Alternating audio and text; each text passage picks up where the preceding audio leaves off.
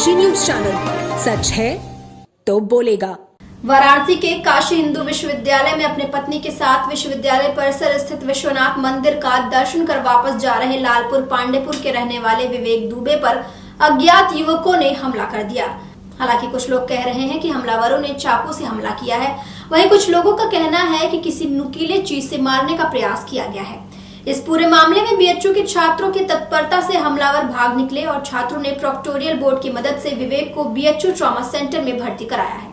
BHU में बुधवार की शाम करीब 7 बजे अपनी पत्नी संग दर्शन कर वापस घर जा रहे विवेक दुबे पर होंडा गाड़ी पर सवार 3 युवकों ने हमला कर दिया।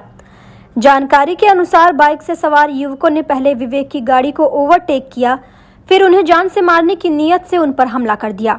इस दौरान विवेक के साथ मौजूद उनकी पत्नी यह देख चीखने चिल्लाने लगी।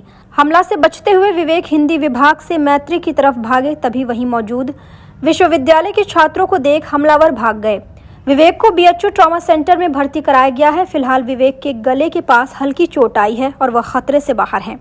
इस दौरान मामले में लंका एसएचओ का कहना है कि मामले की जांच की जा रही है। घटना के संलिप्त लोगों को चिन्हित कर कड़ी से कड़ी कार्यवाही की जाएगी।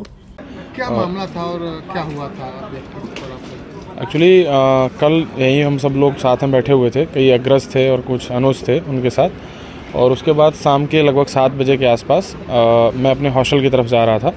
उसी दौरान मैत्री चौराहे के पास एक व्यक्ति मेरे सामने आता है और मैं अपनी बाइक से जा रहा था, और उसके बाद वो कहता है कि भैया मुझे बचा लीजिए, और मुझे चाकू मार दिया गया और लोग मुझे मार देंगे।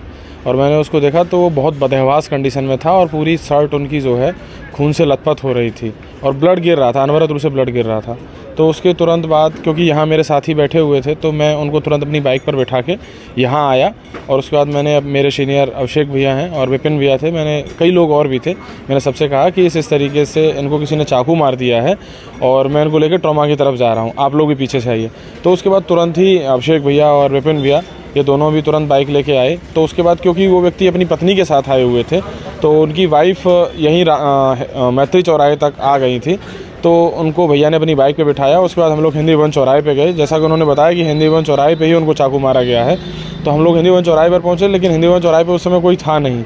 चाकू मारने वाले हमलावर हम लोगों को देख के भाग चुके थे और वहाँ पे उनकी बाइक को गिरा हुआ देख के विश्वविद्यालय के करीब 15-20 बच्चे जुट चुके थे। फिर उसके बाद वहाँ से हम लोग तुरंत उनको बीएचयू इमरजेंसी लेके गए। बीएचयू इमरजेंसी में मेडिकल अफसर ने कहा कि इनको आप तुरंत ट्रॉमा लेके जाइए और इनकी कंडीशन सीरियस है।